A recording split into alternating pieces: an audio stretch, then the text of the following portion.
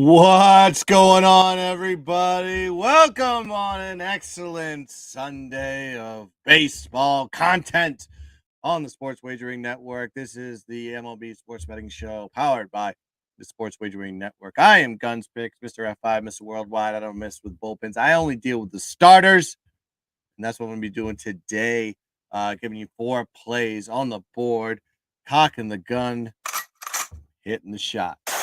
I want to call out our very good sponsor, Viva Tequila Seltzers. Can't see the can right there. A little too bright. Maybe I could back it up a little bit. Got the Viva going right there. Doing a little bit of a watermelon on a beautiful Sunday. That hit the spot. Go check them out, vivaseltzer.com.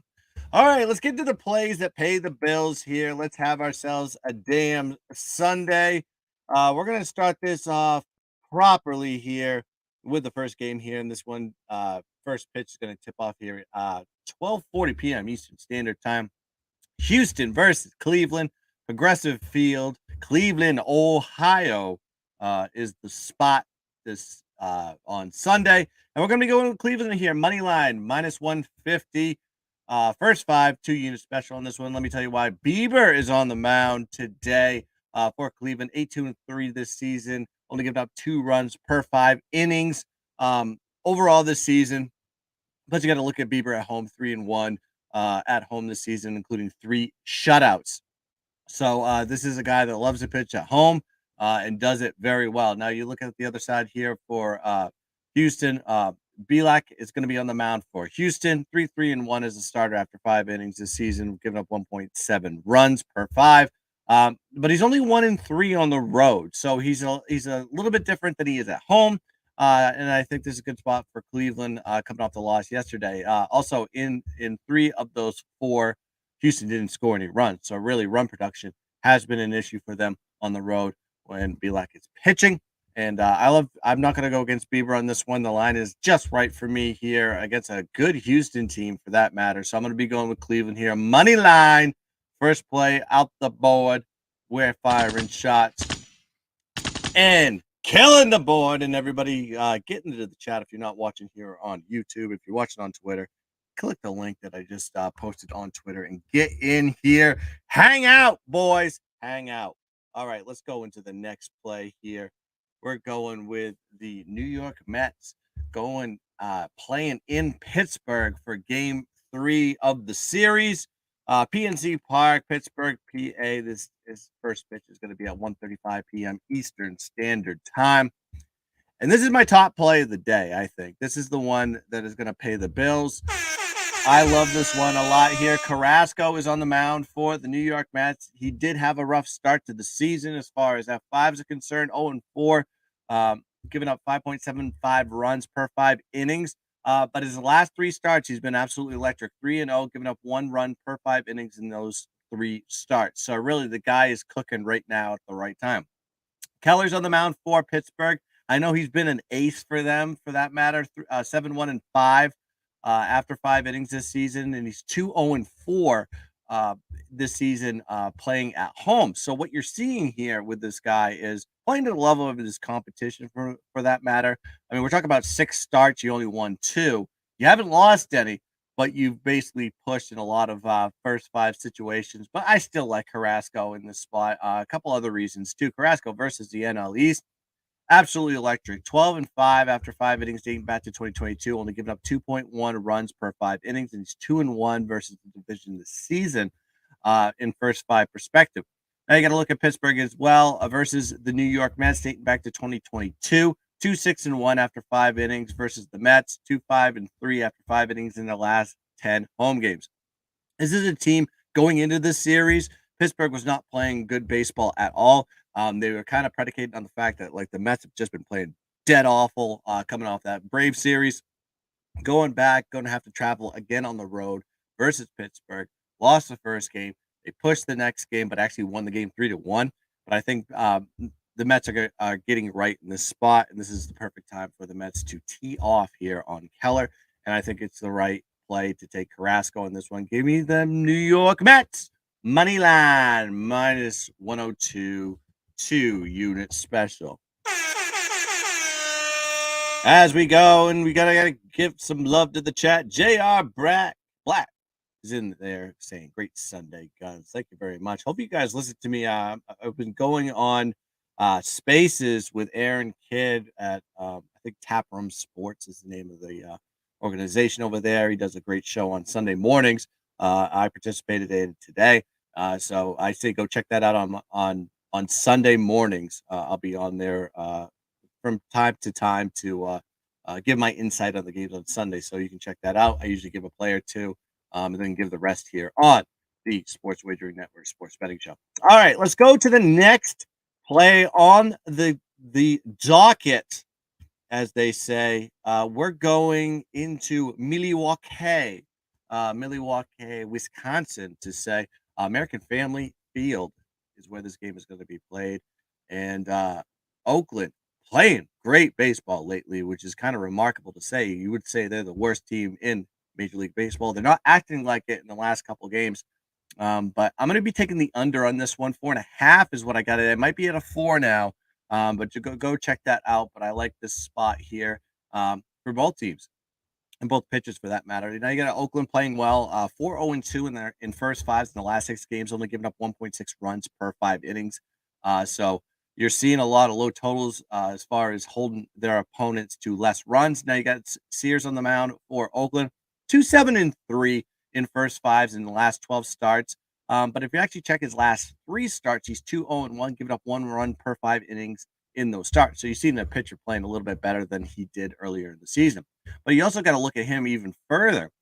Sears, 1.4 runs per 5 innings in his last 7 starts. He's just not getting the leads because Oakland is just not that good of a team. But look at the teams that he played when he did that. He did that against Houston, Texas, Atlanta, and the New York Yankees. So just those 4 teams in those 7 starts, and he's held them to 1.4 runs. It's pretty remarkable, and he is a good pitcher. Now Peralta's on the mound for him in Milwaukee today. Great at home, 5-1-1 in his first 5. And if you actually throw out that bad start that he had against San Francisco a couple starts ago, giving up 10 runs, in the other home starts this season, which I believe there's 6, 1.16 runs per 5 innings given up. So you have 2 pitchers that really give up low runs, under 2, in their last 6 or 7 starts in these situational plays. I think this is going to be a real low scoring game, and I got it over 4.5. Got it last night. I would still take it at 4. I think this is going to be a real 2-1 type of situation going into the 6th inning. So give me Oakland, Milwaukee under 4.5, 2-unit special, baby. As we go back into, before we get to our last play, Go Guns, Braden Watson in the building. What's going on? Man, I am pumped today. I love it, man. It's a beautiful day here in Maryland, and I'm going to be enjoying some Rays, enjoying the summer, maybe watch a little baseball outside too. Going to be doing that too. Woo! All right, next play, last play of the day. We're going to Busch Stadium here, St. Louis, Missouri, as I take a little bit of a sip. 2:15 p.m. First pitch on this game. And listen, I'm going to be taking the Reds on this one, but I'm going to take some insurance here with Green on the mound, plus half a run, minus 124 is the play. I'm going to be rolling with this first 5. Now you got to look at Green. Green is on the mound for Cincinnati, 3-5-4 in his last 12 starts. A lot of ties, a lot of pushes on that one. After 5 innings, and he's 1-3-3 on the road this season, giving up 2.1 runs per 5 innings. But when you look at Wainwright on the other side, Wainwright is susceptible to giving up the runs in his starts here on the mound for them today.